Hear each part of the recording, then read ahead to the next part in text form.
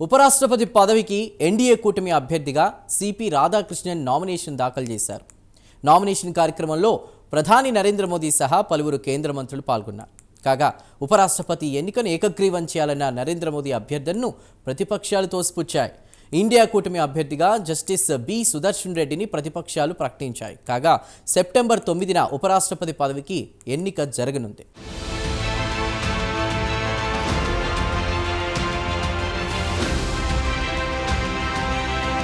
ఉపరాష్ట్రపతి పదవికి CP Radhakrishna nomination దాఖలు చేశారు. ఎన్డీఏ కూటమి అభ్యర్థిగా ఆయన నామినేషన్ దాఖలు చేశారు. ఈ కార్యక్రమంలో ప్రధాని నరేంద్ర మోదీ, హోంమంత్రి అమిత్ షా, రక్షణ మంత్రి రాజ్నాథ్ సింగ్ సహా పలువురు కేంద్ర మంత్రులు పాల్గొన్నారు.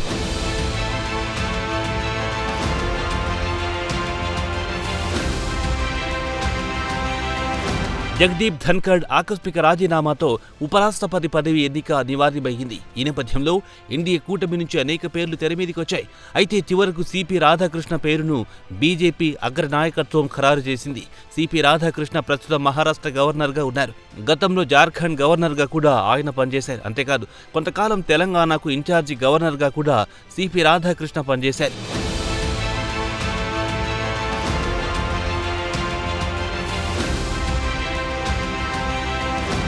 సిపి రాధాకృష్ణన్ తమిళనాడుకు చెందిన నాయకుడు. ఆయనది సుదీర్ఘ రాజకీయ జీవితం. 16 సంవత్సరాల వయస్సు నుంచే ఆయనకు ఆర్ఎస్ఎస్తో అనుబంధం ఉంది. తమిళనాడులోని కోయంబత్తూరు నుంచి 2 సార్లు ఆయన లోక్సభకు ఎన్నికయ్యారు.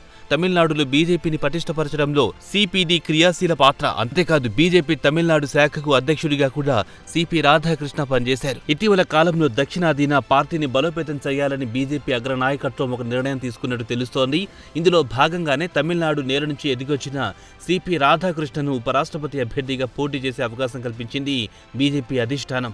అంతేకాదు కీలక పదవుల్లో ఆర్ఎస్ఎస్ అలాగే పూర్వపు జనసంఘ్తో అనుబంధం ఉన్నవారిని నియమించాలని కూడా నిర్ణయం తీసుకున్నట్టు తెలుస్తోంది.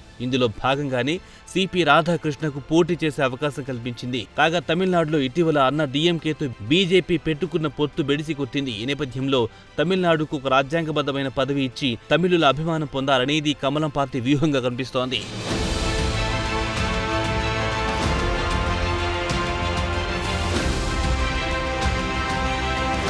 కాగా ఉపరాష్ట్రపతి ఎన్నికను ఏకగ్రీవం చేయాలని ప్రతిపక్షాలను నరేంద్ర మోదీ కోరారు. రాజ్యాంగబద్ధమైన పదవికి ఏకగ్రీవ ఎన్నిక జరిగితే బాగుంటుందని నరేంద్ర మోదీ అభిప్రాయపడ్డారు. అయితే నరేంద్ర మోదీ అభ్యర్థనను ప్రతిపక్షాలు తోసిపుచ్చాయి. పోటీకి విపక్షాలు సై అన్నాయి. ఇండియా కూటమి అభ్యర్థిగా తెలంగాణకు చెందిన జస్టిస్ బి సుదర్శన్ రెడ్డిని ప్రతిపక్షాలు ప్రకటించాయి. Justice B Sudarshan Reddy Supreme Court మాజీ న్యాయమూర్తి. అయితే తమ పోటీని వ్యక్తిగతంగా తీసుకోకూడదని ఈ సందర్భంగా ప్రతిపక్షాలు పేర్కొన్నాయి. కొన్ని సిద్ధాంతాలకు కట్టుబడి తాము ఉపరాష్ట్రపతి ఎన్నికల్లో పోటీ చేస్తున్నట్టు ప్రతిపక్ష నేతలు వెల్లడించారు. ఉపరాష్ట్రపతి ఎన్నికను 2 విరుద్ధ భావజాలాల మధ్య జరిగే యుద్ధంగానే చూడాలని అధికార పార్టీని కోరాయి. జస్టిస్ సుదర్శన్ రెడ్డిని పోటీకి దింపుతూ తీసుకున్న నిర్ణయాన్ని ప్రతిపక్షాలు సమర్థించుకున్నాయి.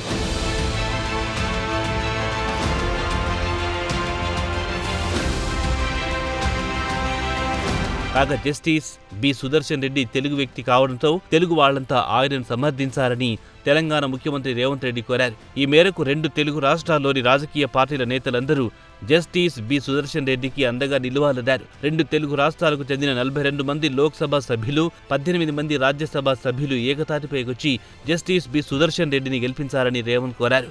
ఇండియా కూటమి అభ్యర్థిగా జస్టిస్ బి సుదర్శన్ రెడ్డి పేరు ప్రకటించడంతో జాతీయ స్థాయిలో తెలుగు ప్రజల గౌరవం పెరిగిందని రేవంత్ పేర్కొన్నారు. ఈ సందర్భంగా పివి నరసింహారావు ఉదంతాన్ని రేవంత్ గుర్తు చేశారు.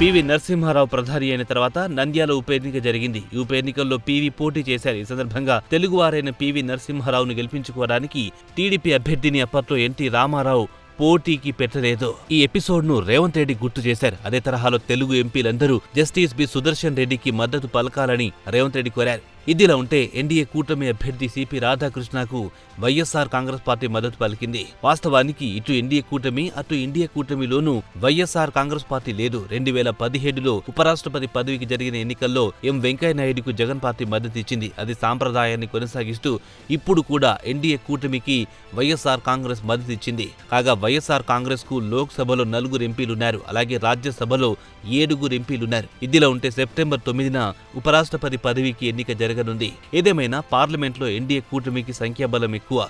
దీంతో ఉపరాష్ట్రపతి పదవి ఎన్నిక లాంఛనప్రాయం కానుంది.